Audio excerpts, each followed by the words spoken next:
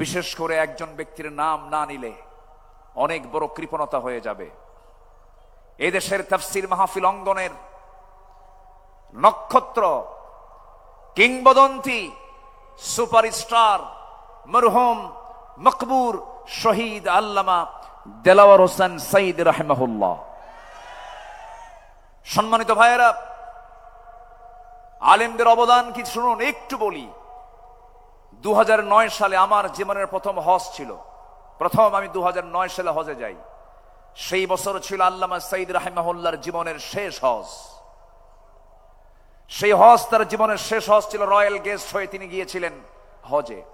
Mina, Muzdalifah, Arafah একই বছর হজে ছিলাম। হুজুরকে প্রশ্ন করা হলো, হুজুর দেশের অবস্থা খুবই খারাপ। টিপাই মুখে বাঁধের আন্দোলন তখন চলছিল সিলেটের দিকে। সেই সময় তাকে বলা হলো, দেশে আন্দোলন চলছে, ওইদিকে মামলাও রেডি হয়ে গেছে, ট্রাইব্যুনাল গঠন হচ্ছে, আপনার মনে হয় এই দেশেই থেকে যাওয়া ভালো হবে, সৌদি গভর্নমেন্ট আপনাকে নাগরিকত্বও দিবে, আপনি দেশে থেকে যান। উনি মুস্কি হাসি মেরে বললেন, সাইদি পালায়া থাকে না। কি সাইদি পালায়া থাকে না? আমার দেশ, আমার সংগঠন, আমার কর্মী, আমার নেতা বিপদে থাকবে, সাইদি পালায়া থাকবে বাইরে। এই চরিত্র রাসূল আমাকে শিখান নাই। উনি বাইরে থাকেন নাই।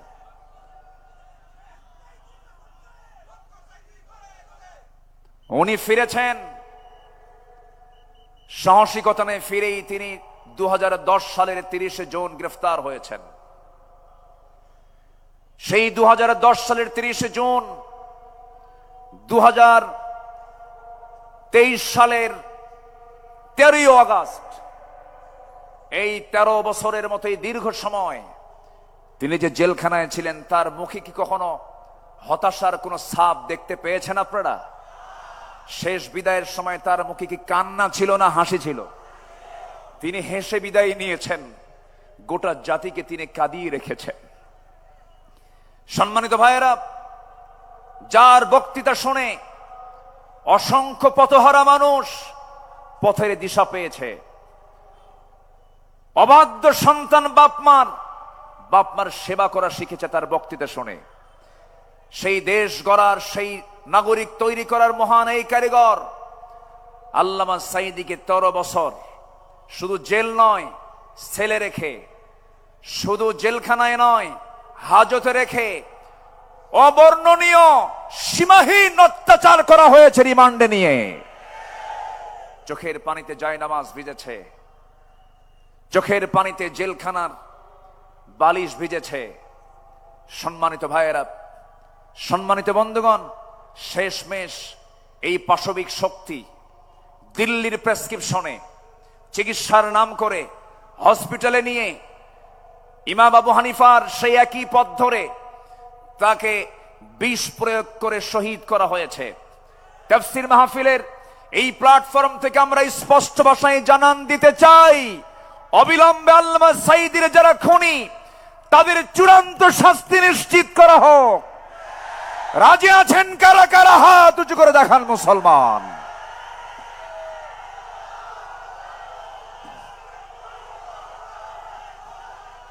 সম্মানিত ভাইয়েরা, প্রেজেন্ট বাংলাদেশ শুধু নয়, গোটা পৃথিবীতে 2 শতাধিক কান্ট্রি আছে।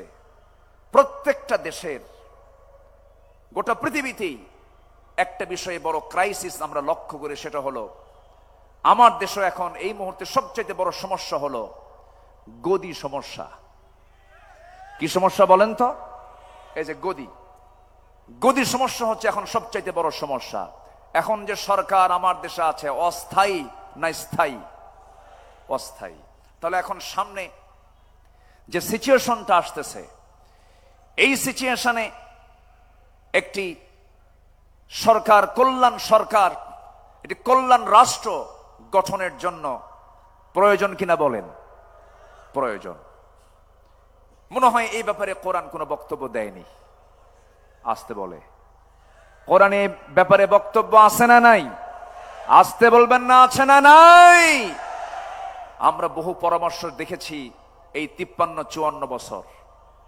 কেউ চালিয়েছেন 25 বছর, কেউ চালিয়েছেন 16 বছর, কেউ চালিয়েছেন 9 বছর, কেয়ারটেকার গভর্নমেন্টটা কয়েক বছর। সব দেখা শেষ। সবার নামের আগে মুহাম্মদ ছিল, যাদের ধর্মের নাম ইসলাম ছিল, কিন্তু কেউ ন্যূনতম নামাজের একটা আইন পর্যন্ত পাশ করতে পারেন নাই। সব দেখা শেষ। আগামীর দেশ হলো ইসলামের দেশ, কোরআনের দেশ। রাজি আছেন কারা কারা? হাত উঁচু করে দেখান মুসলমান।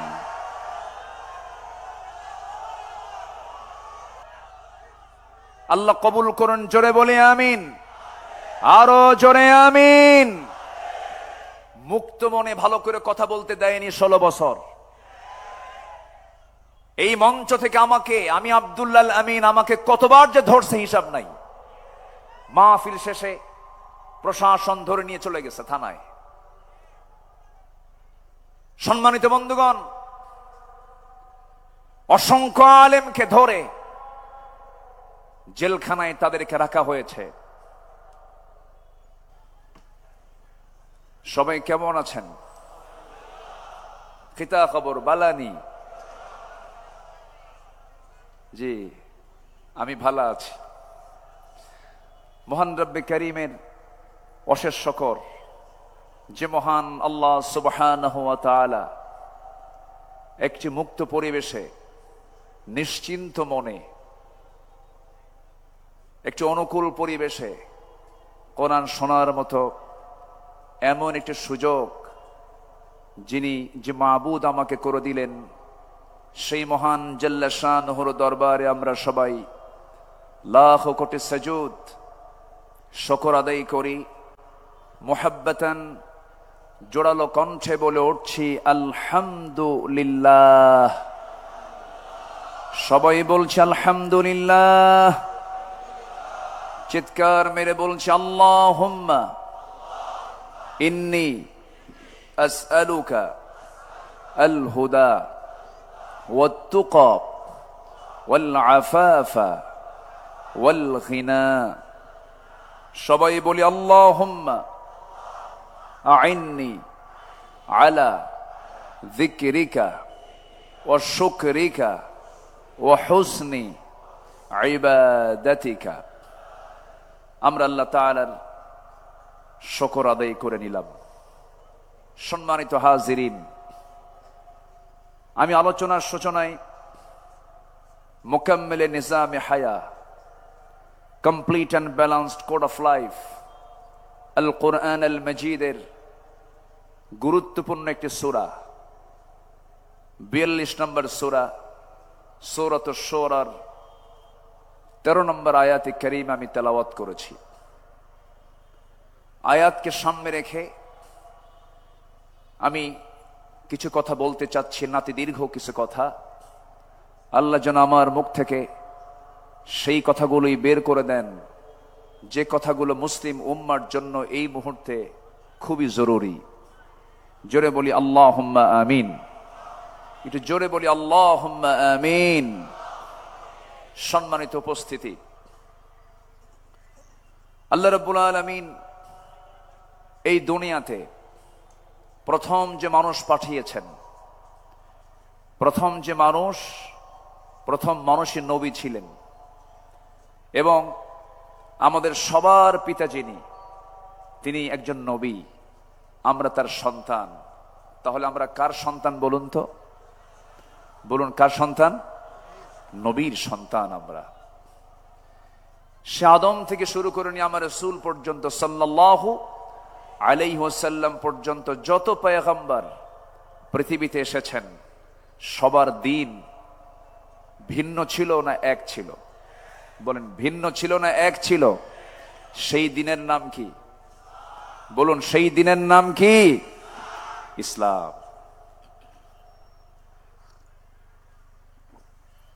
সেই দিনের নাম হচ্ছে ইসলাম, এবং সবার দাওয়াত একই ছিল, এক এবং অভিন্ন ছিল। আল্লাহ রাব্বুল আলামিন বলেন, وَلَقَدْ بَعَثْنَا فِي كُلِّ أُمَّةٍ رَسُولًا أَنِ اعْبُدُوا اللَّهَ وَاجْتَنِبُوا الطاغوت এই পৃথিবীতে যত পয়গম্বর আমি আল্লাহ পাঠিয়েছি সবার দায়িত্ব একটাই ছিল, তারা কি করেছেন? তারা বলেছেন তোমরা একমাত্র কেবলমাত্র শুধুমাত্র দাসত্ব করো কার? আর তাগুতকে পরিহার করে চলো। আমার নবী আল্লাহ রাব্বুল আলামিন সে একই দিন দিয়েছেন, একই দায়িত্ব দিয়েছেন। তার দায়িত্ব কি ছিল? সেই দায়িত্ব রাসূলকে বন্টন করেছেন। হুয়াল্লাযী আরসালা রাসূলাহু বিল হুদা ওয়া দীনিল হাক্কি লিইয়ুযহিরাহু আলাদ-দীনি কুল্লিহি ওয়া কাফা বিল্লাহি শাহীদা ওয়ালাউ কারিহাল মুশরিকুন। জোরে বলুন আল্লাহু আকবার। তিনি যেন কি করেন? পৃথিবীর সমস্ত তৈরি করা যত দিন আছে, এই পৃথিবীতে এখন প্রেজেন্ট ওয়ার্ল্ডের 70 থেকে 80টি হিউম্যান ল রয়েছে, মানব রচিত মতবাদগুলো রয়েছে। এই মানব রচিত মতবাদ নামক পচা বস্তাগুলো বহন করার মতো লোক আমার দেশেও কিছু পচা লোক আছে না নাই? আসতে বলবেন না, আছে না নাই? পৃথিবীর তৈরি করা যত হিউম্যান ল, এগুলো সব পচা বস্তা। এগুলো সব কি বস্তা? এই পচা বস্তা নিয়ে যারা চলে তারাও পচা। আমরা কোনো দিন মানি না, কার দিন ছাড়া? সেই দিনের নাম কি? ইন্নাদ দীনা ইনদাল্লাহিল ইসলাম। আমি যেখান থেকে তেলাওয়াত করেছি, তেলাওয়াতকৃত সূরাটি হলো সূরাতুশ শুরার 13 নম্বর আয়াত। আল্লাহ পাক এই সূরাটা শুরু করেছেন প্রথমে হুরুফে মুকাত্তাআত দুটো আয়াতে দিয়েছেন, 1 এবং 2 দুটাই হুরুফে মুকাত্তাআত। আল্লাহ রাব্বুল আলামিন বলেন হামিম আইন সিন কাফ কাযালিকা ইউহি ইলাইকা ওয়া ইলাল্লাযীনা মিন ক্বাবলিক আল্লাহুল আজিজুল হাকীম। জোরে বলুন আল্লাহু আকবার। হে রাসূল, আমি যেমন করে আমি আপনার প্রতি ওহী নাযিল করেছি, তেমন করে আপনার পূর্বের যারা এসেছেন তাদের কাছে ওহী নাযিল করেছি। অর্থাৎ এই কিতাবের পরিচয়টা আল্লাহ পাক আগে দিয়ে দিয়েছেন সূরার শুরুতে।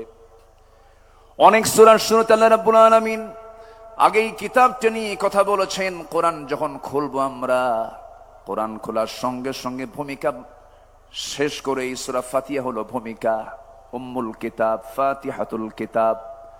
ভূমিকা শেষ করি আমরা যখন সূরাতে যখন চলে যাচ্ছি, আল্লাহ রাব্বুল আলামিন সেখানে হুরুফে মুকাত্তাআত প্রয়োগ করে বলছেন যালিকাল কিতাবু লা রাইবা ফীহি হুদাল লিল মুত্তাকিন।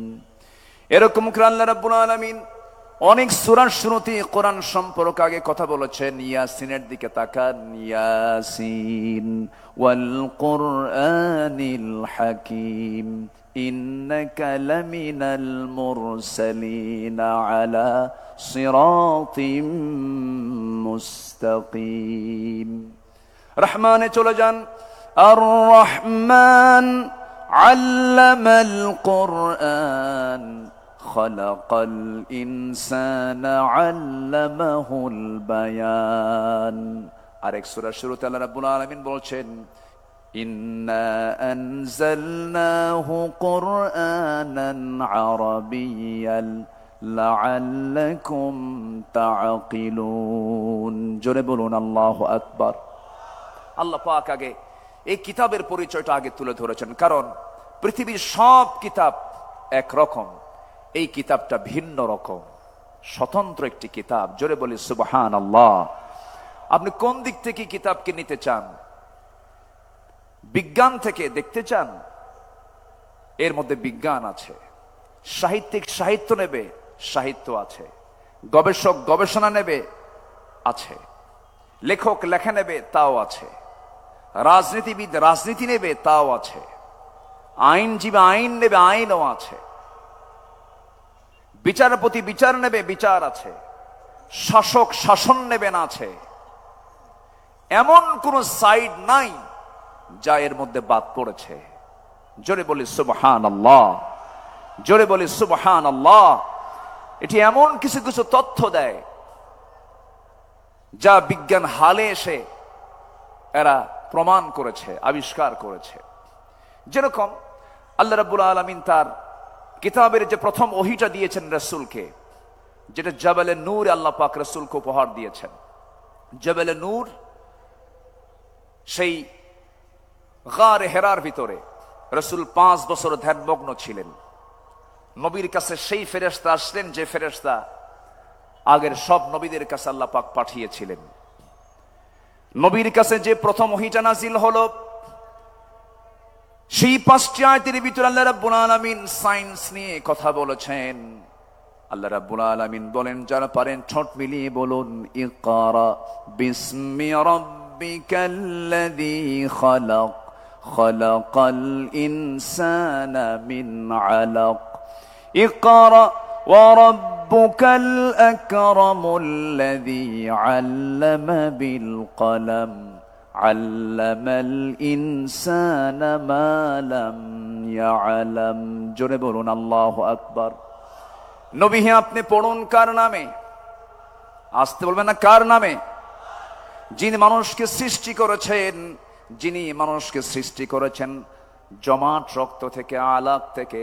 এই আলাক শব্দটা হলো একটি বিশাল একটা শব্দ। আধুনিক দুনিয়াতে এমব্রায়োলজির তথ্যের মধ্যে আছে, একটা সায়েন্স এটা। আল্লাহ পাক এমব্রায়োলজি নিয়ে প্রথম ওহীর মধ্যে কথা বলেছেন। আলাক শব্দের অর্থ হচ্ছে ঝুলন্ত যোগ সদৃশ কোন বস্তুকে বোঝায়। এর অর্থ রক্তের জমাট বাঁধা যোগ বা কাদার কোন পিণ্ড। পৃথিবী বিখ্যাত একজন ভ্রূণতত্ত্ববিদ, এমব্রায়োলজির উপরে যার বিশাল গবেষণা, এমন একজন গবেষক হচ্ছেন ডাক্তার কেইথ মুর। তিনি এই আয়াতটা আগে দেখেন নাই। যখন তিনি আয়াতটা দেখতে পেলেন, তাকে যখন দেখালো, এই আলাপ নিয়ে তিনি একটু গবেষণার গভীরে চলে গেলেন। তিনি গভীর মাইক্রোস্কোপিক বিশ্লেষণ করে দেখতে পান, ভ্রূণ প্রাথমিক পর্যায়ে একটি জোকের মতোই দেখায়। এরকম বিস্ময়কর সাদৃশ্য দেখে তিনি অভিভূত হন।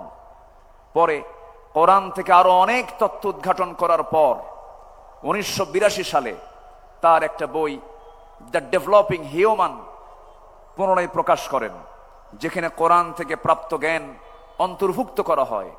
তার এই বইটি বিশ্বব্যাপী পুরস্কৃত এবং মেডিকেল শিক্ষার্থীদের পাঠ্যপুস্তক হিসেবে ব্যবহৃত হয়। অবশেষে তিনি বলতে বাধ্য হয়েছেন, It has been a great pleasure for me to help clarify statements in the Quran about human development. Subhanallah.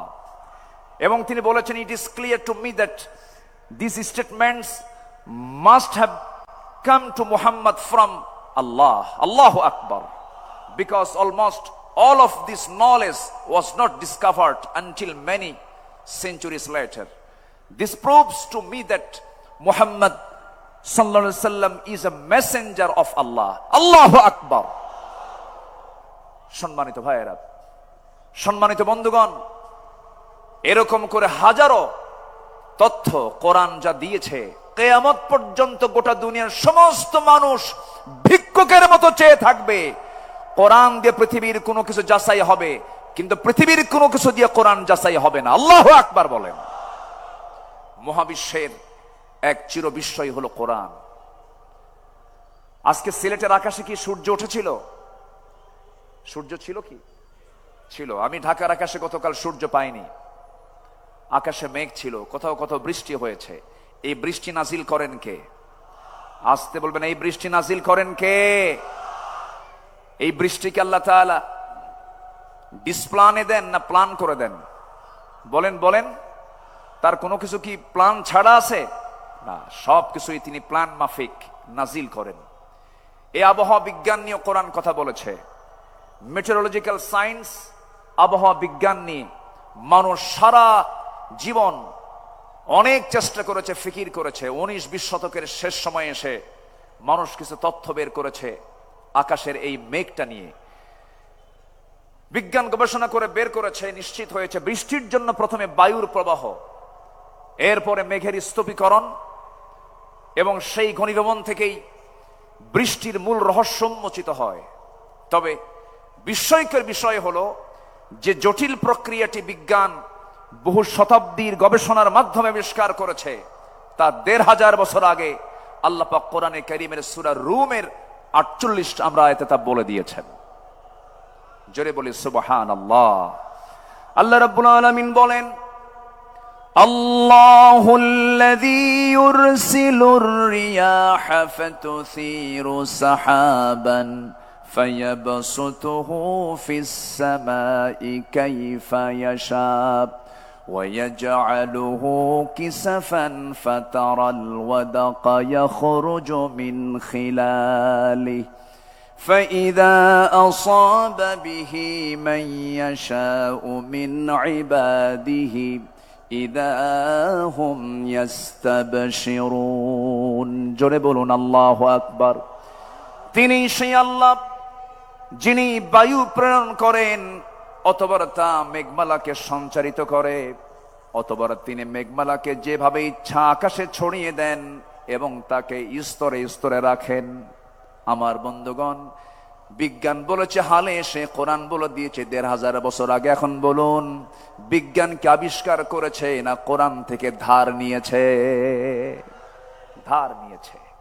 সম্মানিত ভাইয়েরা, আবার এই বৃষ্টিপাতটা আল্লাহ পাক পরিমাণ মতো দেন, বেশিও দেন না কমও দেন না। যে পরিমাণ পানি বাষ্পীয় আকারে উপরে ওঠে, আল্লাহ পাক ওয়াটার সাইকেলের মধ্য দিয়ে উপরে ওঠান, সেই পরিমাণ পানি আল্লাহ পাক আবার মেঘ থেকে নাজিল করেন।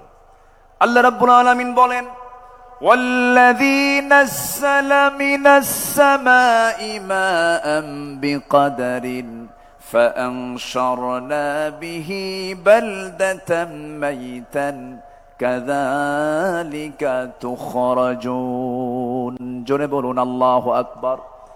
তিনি সেই মহান প্রভু যিনি আসমান থেকে পরিমিতভাবে পানি বর্ষণ করেন, অতঃপর আমি তা দ্বারা মৃত জনপদকে সঞ্জীবিত করি। এইভাবে আমি তোমাদেরকে একদিন বের করব, তোমাদেরকে বের করা হবে।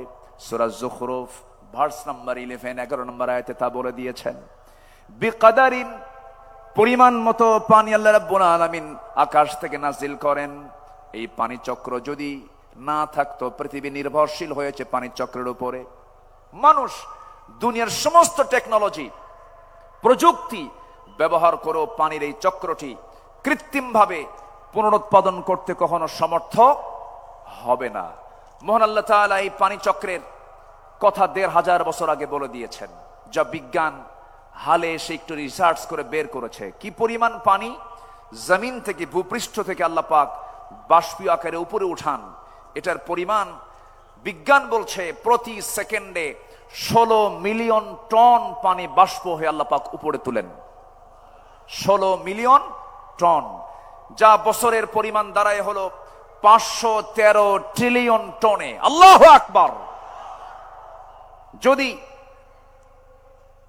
এই বাষ্পীয় আকারে এই সিস্টেম পদ্ধতি যদি না থাকতো, সুপরিমিত আকার যদি আল্লাহ পাক সুপরিমিত ভাবে যদি নাজিল না করতেন, গ্রাউন্ড ওয়াটার লেভেল ক্রমশ নিচে নেমে যেত, সাস্টেইনেবল ওয়াটার ম্যানেজমেন্ট চ্যালেঞ্জের মুখে পড়ত, ভূগর্ভস্থ পানির স্তর কমে এগ্রিকালচারাল প্রোডাক্টিভিটি এবং আরবান ওয়াটার সাপ্লাই ব্যাপক সংকটের মুখে পড়ে যেত।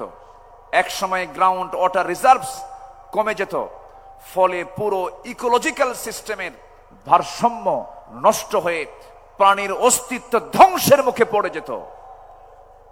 সব ম্যানেজমেন্টের দায়িত্ব কার? আসতে বলবেন না কার? সে আল্লাহ বলছেন, বান্দা এত কিছু আমি তোরে দেই, তুই আমার আইন মানিস না কেন? আমার দিন মানিস না কেন? যে মুসলমান নামাজ পড়বে আল্লাহর বিধান অনুযায়ী, রোজা রাখবে আল্লাহর বিধান অনুযায়ী, হজ করবে আল্লাহর বিধান অনুযায়ী, রাসূলকে নামাজে মানবে, রোজায় মানবে, মিসওয়াকে মানবে, সুরমায় মানবে, ওযুতে মানবে, আতর সুরমায় মানবে, কিন্তু যে উম্মত রাসূলকে দাঁত ভাঙ্গার সুন্নত মানবে না, যে রাসূলকে রাষ্ট্রনায়ক হিসাবে মডেল বানাতে পারবে না, ওটা উম্মত নয়, ওটা ভণ্ড, ওটা প্রতারক। সম্মানিত ভাইয়েরা, দিনকে মানতে হবে আংশিক না পুরোপুরি। আসতে বলবেন না, আংশিক না পুরোপুরি? পুরোপুরি মানতে হবে। পুরোপুরি মানার নাম হলো মুমিন। আল্লাহ রাব্বুল আলামিন বলেন, আফাতুমিনুনা বিবা'দিল কিতাবি ওয়া তাকফুরুনা বিবা'দ। তুমি কিতাবের কিছু অংশ মানবে, কিছু অংশ মানবে না। তার ফলাফল হলো খিজিয়ুন ফিল হায়াতিদ দুনিয়া, দুনিয়ার জিন্দেগিতে লাঞ্ছিত হবে, আখিরাতে তুমি ক্ষতিগ্রস্তদের অন্তর্ভুক্ত হয়ে যাবে। পুরোপুরি দিনকে মানতে হবে। আংশিক মানার নাম দিন নয়, আংশিক মানার নাম মুমিন নয়, পুরোপুরি মানতে হবে। আল্লাহ রাব্বুল আলামিন দিন হিসেবে যারা ইসলামকে না মানবে, আল্লাহ রাব্বুল আলামিন তাদের ব্যাপারে ক্লিয়ার কথা বলেছেন, ওয়া মাইয়াবতাগি গায়রাল ইসলামি দীনান ফালাই ইউকবালা মিনহু ওয়া হুয়া ফিল আখিরাতি মিনাল খাসিরিন। দিন হিসাবে, জীবন বিধান হিসাবে ইসলামকে বাদ দিয়ে যারা অন্য কোন তন্ত্র মন্ত্র ইজমকে গ্রহণ করবে, আল্লাহ রাব্বুল আলামিন বলছেন তার কোনো কিছু আমি আল্লাহ রাব্বুল আলামিন কখনো কবুল করব না। নাউজুবিল্লাহ। অতএব দিনকে মানতে হবে পরিপূর্ণরূপে। আল্লাহ রাব্বুল আলামিন এবার বলছেন, আমরা মূল আয়াতের দিকে চলে যাই।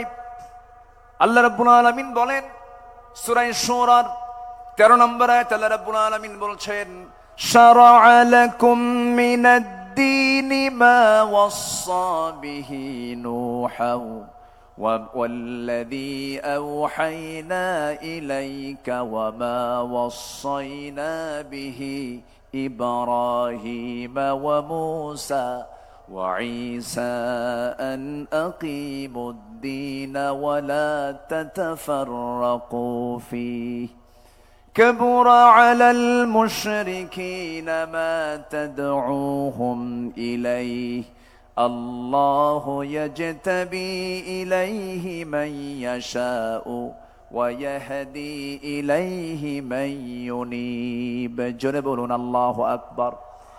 তিনি তোমাদের জন্য সেই দিন নির্ধারণ করেছেন যার নির্দেশ দিয়েছেন নূহ আলাইহিস সালাতু ওয়াস সালামকে, এবং যা আমি তোমার প্রতি ওহী করেছি, যার নির্দেশ দিয়েছিলাম ইব্রাহিম, মূসা এবং ঈসাকে। এই মর্মে তোমরা দিন প্রতিষ্ঠিত করো এবং দিন প্রতিষ্ঠার সংগ্রাম করতে গিয়ে কোনো মত পার্থক্য সৃষ্টি করো না। তোমরা যাকে আহ্বান জানাচ্ছ তা মুশরিকদের জন্য ভারী মনে হয়। আল্লাহ যাকে চান তাকে মনোনীত করেন, আর যাকে ইচ্ছা তাকে তার দিকে পথ প্রদর্শন করেন। জোরে বলি সুবহানাল্লাহ। ক্ষমতা কার? হেদায়েতের চাবিকাঠি কার হাতে? হেদায়েতের চাবি কার হাতে? আল্লাহর হাতে।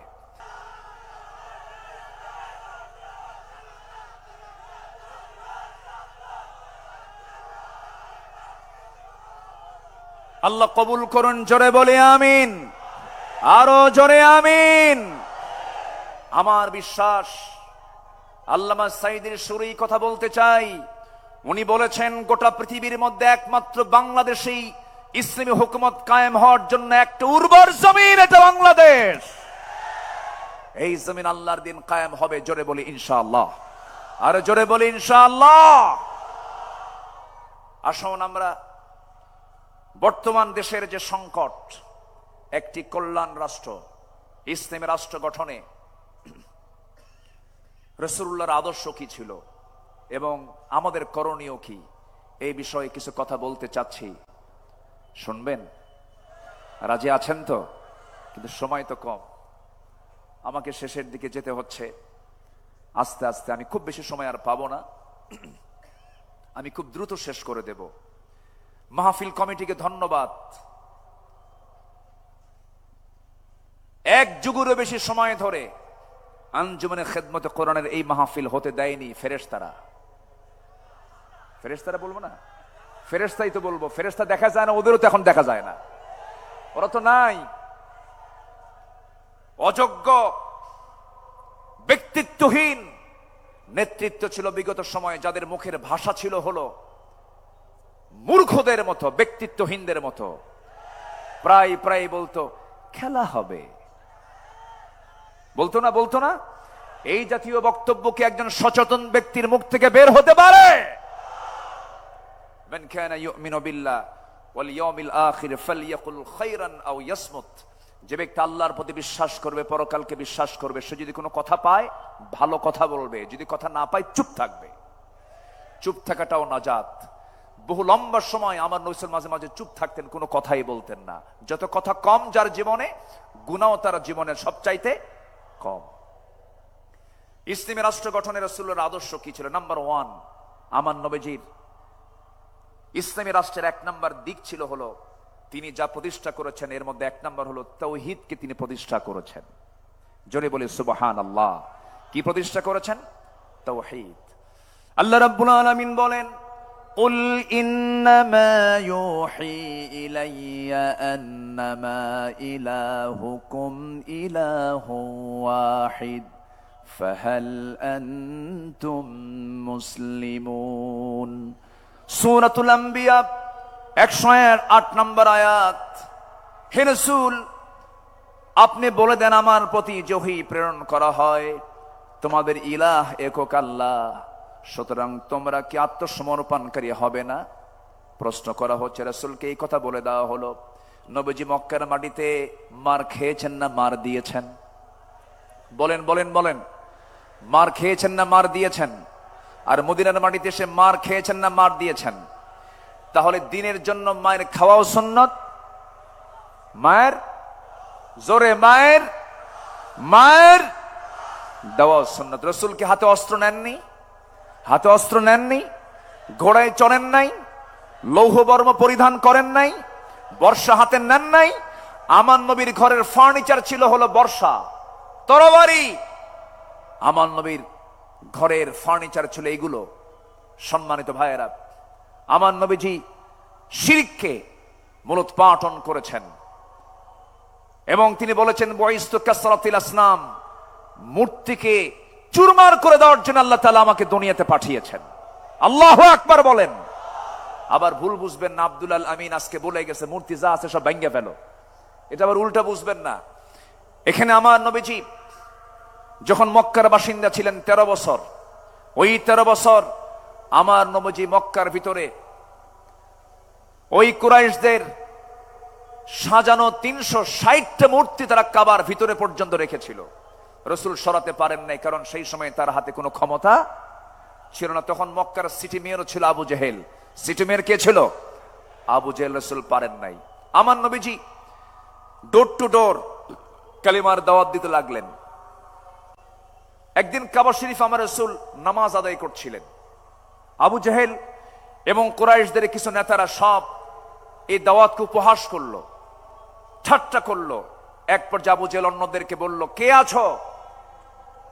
উটের জবাই করা তাজা ভুঁড়ি মুহাম্মাদের পিঠে নিক্ষেপ করবে যখন সে সেজদায় যাবে।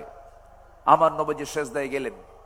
পাপিষ্ঠ এই নরাধমগুলো একটু মায়াও করলেন। রাসূল যখন রুকুতে গেছেন, সেই সময় নবীর পিঠে উটের পচা একটা নারী ভুঁড়ি রাসূলের পিঠে চাপায়া দিয়েছে।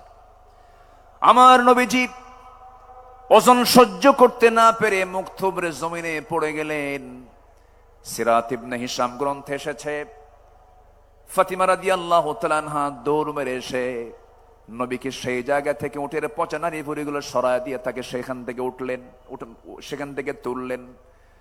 আমার নবীজি সেই দিন কাদা কাদা কণ্ঠে দুহাত উঁচু করে একটা দোয়া করেছিলেন। সেই দোয়াটা হলো, সেই দোয়ার মধ্যে বদদোয়া ছিল, নাম ধরে ধরে দোয়া করেছেন। তিনি বলেছেন, আল্লাহ আমর ইবনু হিশাম ওরফে আবু জাহেল, উতবা ইবনু রবিআ, শাইবা ইবনু রবিআ, ওলীদ ইবনু উতবা, উমাইয়া ইবনু খালফ, উকবা ইবনু আবু মুআদ, উমরা ইবনু ওয়ালিদ, এদেরকে পাকড়াও করো, এদেরকে তুমি আল্লাহ ধ্বংস করো। নবীর যেই সেই বদদোয়া কবুল হতে বেশি সময় লাগে নাই, সবগুলো তার কিছুদিনের ব্যবধানে বদরের প্রান্তরে, বদর কূপের মধ্যে সবগুলো জাহান্নামে চলে গেছে। সেই নবীজি মক্কা বিজয়ের পর কাবা ঘরে ঢুকে সমস্ত মূর্তিকে ভেঙ্গে ফেলে সেই রাষ্ট্রে তিনি তাওহীদ প্রতিষ্ঠা করে সফল হয়েছেন। আল্লাহু আকবার বলেন। তিনি কখনো শিরককে প্রশ্রয় দেননি। আমাদের করণীয় কি? এই প্রেক্ষাপটে সমাজ এবং রাষ্ট্রে প্রচলিত শিরক, ইসলাম বিরোধী পদক্ষেপের বিরুদ্ধে সকল মুসলিম এক হয়ে সোচ্চার হতে হবে। তাওহীদের শিক্ষা ও বার্তা আমাদের পরিবার, সমাজ, রাষ্ট্র সব জায়গায় ছড়িয়ে দিতে হবে।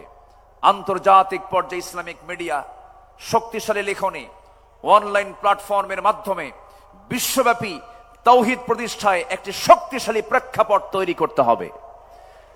নাম্বার 2, একটি ইসলামী রাষ্ট্র গঠনের রাসূলের আদর্শ কি ছিল? আমরা রাসূল যে রাষ্ট্র গঠন করেছেন তার 2 নাম্বার দিক ছিল হলো সকল হিংসা দূর করে সেখানে তিনি ভ্রাতৃত্ব প্রতিষ্ঠা করেছিলেন। জোরে বলি সুবহানাল্লাহ। আল্লাহ রাব্বুল আলামিন বলেন, ইন্নামাল মুমিনুনা ইখওয়াতুন ফাআসলিহু বাইনা আখওয়াইকুম ওয়াত্তাকুল্লাহ। সূরাতুল হুজুরাত আয়াত নাম্বার 10। আল্লাহ পাক বলছেন, নিঃসন্দেহে মুমিনরা হলো পরস্পরের ভাই ভাই। কোনো কিছু যদি সমস্যা হয়ে যায় তোমরা ইসলাহ করে নেবে, পরস্পরে তোমরা ঠিকঠাক করে নেবে। সাবধান, ওয়াত্তাকুল্লাহ, আল্লাহকে ভয় করো, ভ্রাতৃত্বের বন্ধন যেন কখনো নষ্ট না হয়। জোরে বলি সুবহানাল্লাহ। আমার নবীজি মদিনায় যখন মুহাজির এবং আনসারদের মধ্যে ভ্রাতৃত্বের সম্পর্ক স্থাপন করেন, তাদের মাঝে একটি ইসলামী রাষ্ট্র প্রতিষ্ঠার জন্য একটি দৃঢ় ভিত্তি তৈরি করেছিলেন। কিন্তু এমনকি সেই সময় রাসূল বদরে অংশগ্রহণ করেছেন, উহুদে অংশগ্রহণ করেছেন, খন্দকে অংশগ্রহণ করেছেন। কিন্তু হুনাইন যুদ্ধের পর একটা প্রবলেম হয়েছিল। সেই প্রবলেমটা হলো হুনাইন যুদ্ধের শেষে আমার রাসূল কুরাইশ এবং অন্যান্য আরব গোত্রগুলোকে প্রচুর পরিমাণ গনিমত বন্টন করে দিলেন, যুদ্ধলব্ধ সম্পদগুলোকে বন্টন করলেন, আনসারদেরকে দিলেন না। এই দৃশ্য যখন আনসারদের মনে মনে এই দৃশ্য যখন অবলোকন করলেন, আনসাররা মনে মনে তারা দুঃখ প্রকাশ করলেন, দুশ্চিন্তাগ্রস্ত হয়ে পড়লেন। এমনকি তাদের মধ্য থেকে একজন বলে ফেললেন, আল্লাহর কসম, রাসূল তার নিজ কওমের সঙ্গে মিশে গেছেন। রাসূল নিজ কওমের সঙ্গে মিশে গেছেন, সব গনিমত তাদেরকে দিলেন, কিন্তু রাসূল আমাদেরকে কিচ্ছু দিলেন না। আমার নবীজির কানে যখন এই কথাটা চলে গেল, আমার নবীজি এটাকে কেমন করে ইসলাহ করা যায়, কেমন করে সংশোধন করা যায়, ফাসলিহু বাইনা আখওয়াইকুম, রাসূল খেপলেন না, রাগলেন না। সেই সময় রাসূল একটা ভাষণ দিয়েছেন, আওয়াজাতুম ইয়া মা'শারাল আনসারি ফি আনফুসিকুম ফি লাআতিম মিনাদ দুনিয়া তাল্লাফতু বিহা কওমান লিয়ুসলিমু ওয়াকালতুকুম ইলা ইসলামিকুম আলা তারদাউনা ইয়া মা'শারাল আনসারি আন ইয়াযহাবান নাস ইয়া বিশাতি ওয়াল বাঈফ ওয়া তারজিউ বিরাসূলিল্লাহি সাল্লাল্লাহু আলাইহি ওয়াসাল্লাম ইলা রিহালিকুম।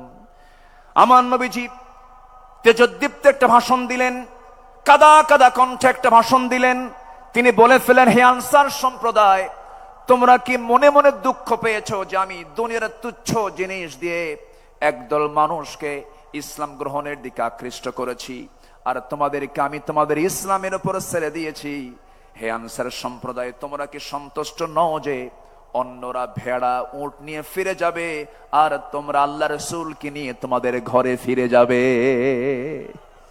সব চলে গেছে উট ভেড়া নিয়ে, আর তোমরা আনসার, আমি রাসূল, আমাকে নিয়ে তোমরা ঘরে চলে গেছো।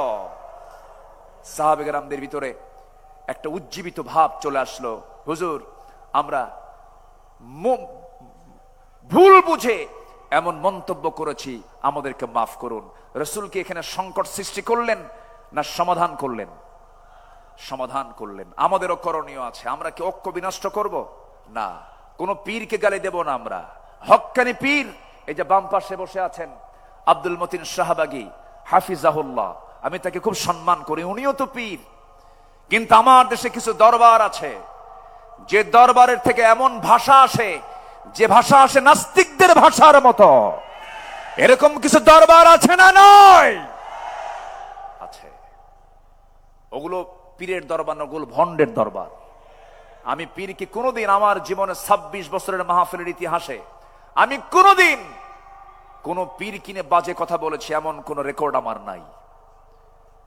হক্কানি পীর অবশ্যই সম্মান করব না কেন, কিন্তু যে পীরের মুখ থেকে বাজে কথা বের হবে, পানির তলে মোমবাতি বাবা বাতাসে নেবে না, বাবার নামে হালকা দিলে উজু গোসল লাগে না, এই সমস্ত ভণ্ডামিগুলো যে সমস্ত দরবার থেকে বের হয়, যে সমস্ত দরবারে কবরে মাজারে সেজদা হয়, ওই সমস্ত দরবারের ভণ্ডদের হাত পা ভেঙ্গে গুঁড়ো করে দেওয়া দরকার। ওগুলো সব শিরকের আকড়া, ইবলিসের পাঠশালা। আল্লাহ পাক ওগুলো থেকে বাঁচান। জোরে বলি আমিন, আরো জোরে আমিন। নাম্বার 3, আমার রাসূলের ইসলামী রাষ্ট্রের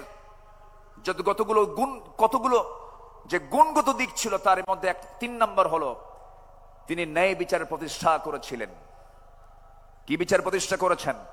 ন্যায় বিচার। কারণ আল্লাহ পাক সূরা নাহলের 90 নম্বর আয়াতে বলেছেন, ইন্নাল্লাহা ইয়া'মুরুকুম বিল আদলি ওয়াল ইহসানি ওয়া ইতা'i যিল কুরবা ওয়া ইয়ানহা আনিল ফাহশাই ওয়াল মুনকারি ওয়াল বাগি ইয়া'ইদুকুম লা'আল্লাকুম তাযাক্কারুন।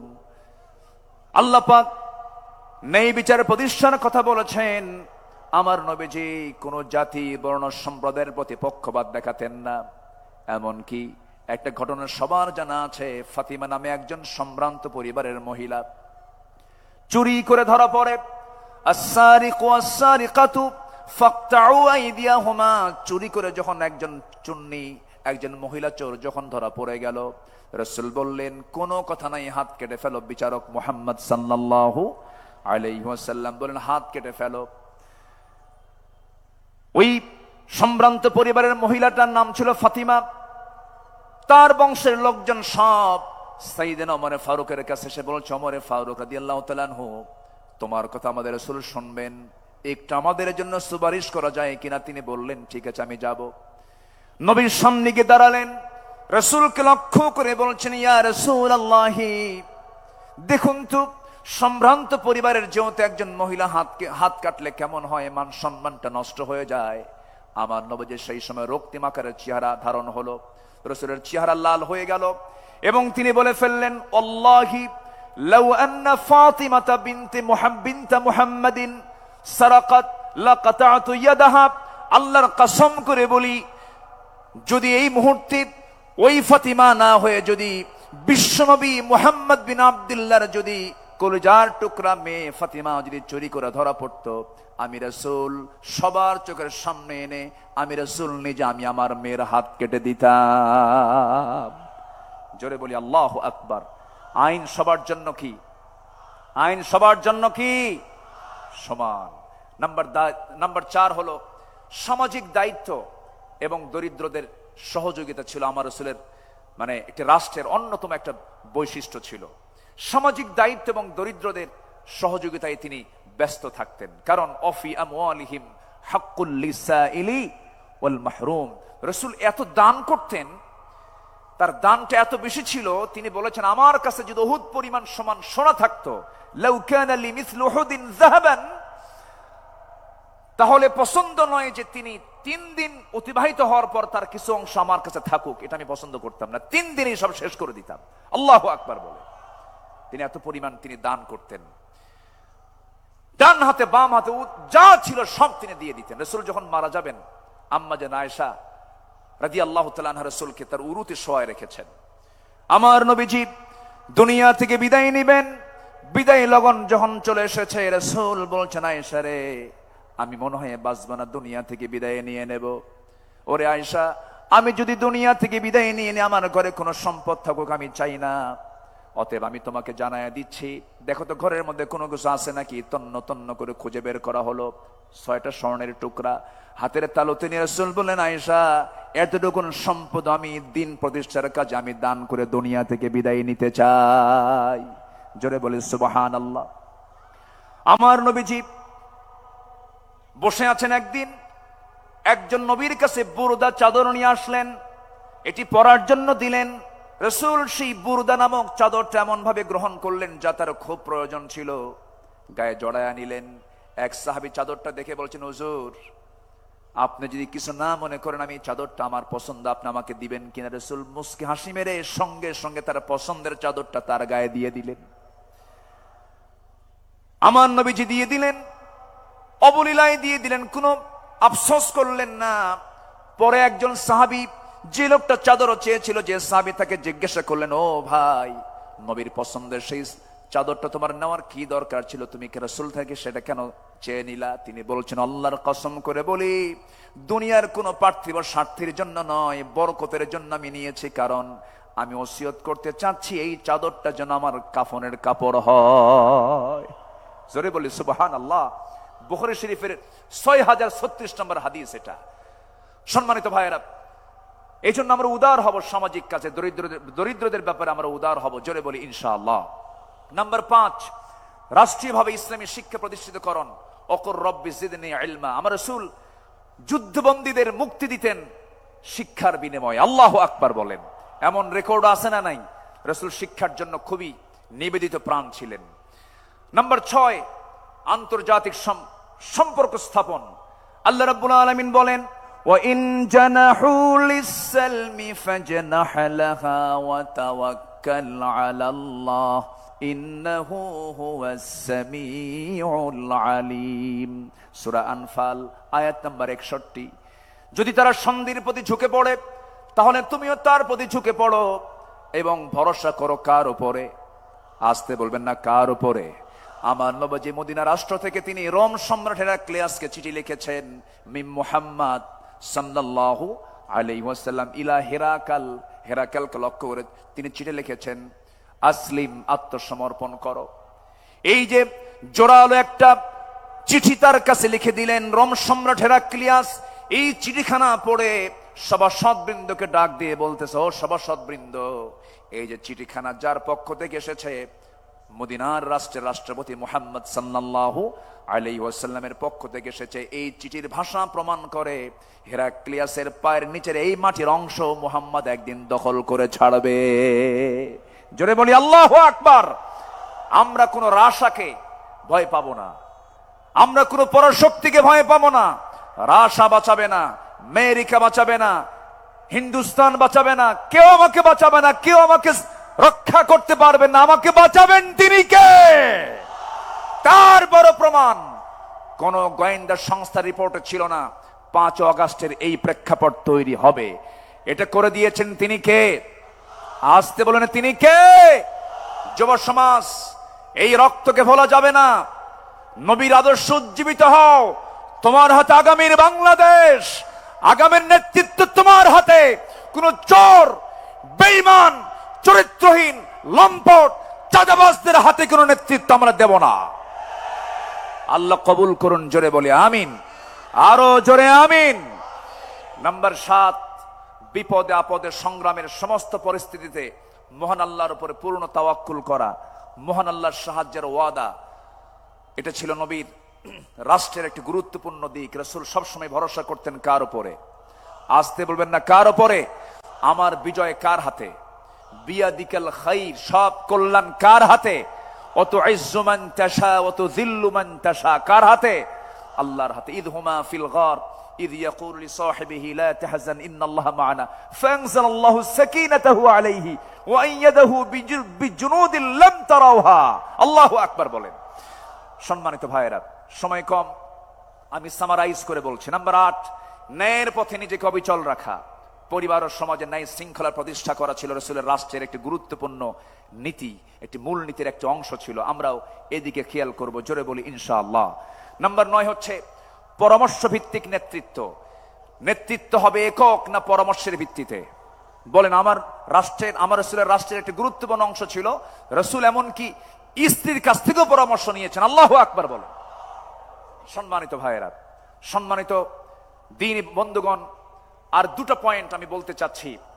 নাম্বার 10 হচ্ছে রাসূল সাল্লাল্লাহু আলাইহি সাল্লাম রাষ্ট্র গঠনে ছোট থেকে বড় সকলের উপরে জুলুমকে হারাম করেছিলেন। এমনকি একটা প্রাণীকেও তিনি জুলুমের শিকার হতে দেননি। জোরে বলি আল্লাহু আকবার। জোরে বলি আল্লাহু আকবার। আমার নবীজি একদিন এক আনসারীর খেজুর বাগানে প্রবেশ করলেন। হঠাৎ করে একটা উট তার দৃষ্টিগোচর হয়। উটটি নবী করিম সাল্লাল্লাহু আলাইহি সাল্লামকে দেখে কাঁদতে লাগলো এবং তার চোখ দিয়ে অশ্রু গড়িয়ে পড়ল। রাসূল উটটির কাছে গিয়ে তার মাথায় হাত বুলিয়ে আদর করলেন এবং উটটি কান্না থামালো। তিনি জিজ্ঞেস করলেন, এই উটের মালিক কে? আমার নবীজি উটটির মাথায় হাত রাখলেন, কান্না থেমে গেল। রাসূল প্রশ্ন করলেন, মার রাব্বু হাদাল জামাল, লিমান হাদাল জামাল? ফাজা ফাতা মিনাল আনসারি ফাকালা লি ইয়া রাসূলাল্লাহ, ফাকালা আফালা তাত্তাকিল্লাহ ফি হাযিহিল বাহিমাতি আল্লাতী মাল্লাকাক আল্লাহু ইয়াহা ফাইন্নাহু শাকা ইলাইয়া আন্নাকা তুজিউহু ওয়া তুযইবুহু। রাসূল বললেন, শোনো, তুমি যে এই উটটাকে না খেয়ে রেখেছ, উট আমার কাছে এসে নালিশ দিল, তুমি নাকি তাকে খেতে দাও নাই, তাকে ক্ষুধার্ত রেখেছ। রাসূল এমন রাসূল ছিলেন যার রাষ্ট্রে একটা উটের খবরও আমার রাসূল রেখেছেন। জোরে বলি সুবহানাল্লাহ, জোরে বলি আল্লাহু আকবার। আমরা এমন রাষ্ট্রকে আমরা আমাদের দেশে দেখতে চাই। আল্লাহ কবুল করুন, জোরে বলি আমিন। নাম্বার 11 হলো জাতীয় এবং আন্তর্জাতিক পর্যায় থেকে আসা সকল হুমকি ভয় ভীতিকে তোয়াক্কা না করে দিন প্রতিষ্ঠার সংগ্রামে আল্লাহর উপরে পূর্ণ আস্থা এবং দৃঢ়তা নিয়ে চলা। সকল আস্থার জায়গা আমাদের একটাই, সেটা হচ্ছে তিনি কে। আসতে বলবেন না, তিনি কে? নাম্বার 12 হলো ছোট পরিসর থেকে বড় পরিসর প্রতিটি স্থানে তাকওয়া ভিত্তিক নেতৃত্ব গড়ে তোলা। কি ভিত্তিক বলেন? কি ভিত্তিক? তাকওয়া ভিত্তিক নেতৃত্ব গড়ে তোলা। যেই নেতৃত্বে তাকওয়া থাকবে। সাইয়েদনা ওমর ফারুক অসুস্থ হয়ে পড়লেন। অসুস্থ হয়ে তার মধুর প্রয়োজনের জন্য তিনি বললেন, না, আমি মধু দিয়ে সুস্থ হতে চাই না। মধুর প্রয়োজন, কিন্তু আমার জনগণ সবাই তো মধু খেতে পারে না। আমাকে যদি অনুমতি দেওয়া হয় মধু পান করব। চিন্তা করে দেখুন কি পরিমাণ তাদের মধ্যে জনগণের জবাবদিহিতার চিন্তা মাথায় ছিল। আমার বন্ধুগণ, ওমর ফারুকের কথা যদি শুরু হয়ে যায় সহজে তো শেষ হওয়ার কথা নয়, বহু আলোচনা ছিল। সাইয়েদনা ওমরের মতো একটা শাসক আল্লাহ পাক আমার দেশে আল্লাহ পাক দিয়ে দেন। জোরে বলি আল্লাহুম্মা আমিন। আরো জোরে আল্লাহুম্মা আমিন। আমি কথা আর সামনের দিকে বাড়াতে পারছি না। আমার পরবর্তী মেহমান আমার অত্যন্ত কাছের, আমার হৃদয়ের, আমার অগ্রজ, দেশ বরেণ্য আলেমে দ্বীন, টেকেরহাটের সম্মানিত পীর সাহেব, মুজাহিদ, মুহতারাম মাওলানা কামরুল ইসলাম সাইদ আনসারী হাফিজাহুল্লাহ, তিনি এসেছেন, আমার ডান পাশে বসেছেন। আমি আর এক সেকেন্ডও বাড়াবো না, যতটুকু হয়েছে আমরা বলে ফেলি আলহামদুলিল্লাহ। জোরে বলি আলহামদুলিল্লাহ। সম্মানিত উপস্থিতি, আমি সবার কাছে দোয়া চাই, সবাইকে আমার জন্য দোয়া করবেন। আমি আপনার জন্য দোয়া করি আল্লাহ পাক আমাদের সম্পর্ক হাসর পর্যন্ত গড়ায় দেন এবং আজকের মাহফিলকে সফল করার জন্য সবাই আমরা শেষ অবধি, শেষ মোনাজাত পর্যন্ত থাকবো। জোরে বলি ইনশাআল্লাহ। এই আশাবাদ কামনা করে আমি আমার ভাঙ্গা চূড়া কথা এখানেই শেষ করছি। সুবহানাকাল্লাহুম্মা ওয়া বিহামদিকা আশহাদু আল লা ইলাহা ইল্লা আনতা আস্তাগফিরুকা ওয়া আতুবু ইলাইক। আসসালামু আলাইকুম ওয়া রাহমাতুল্লাহি ওয়া বারাকাতুহু।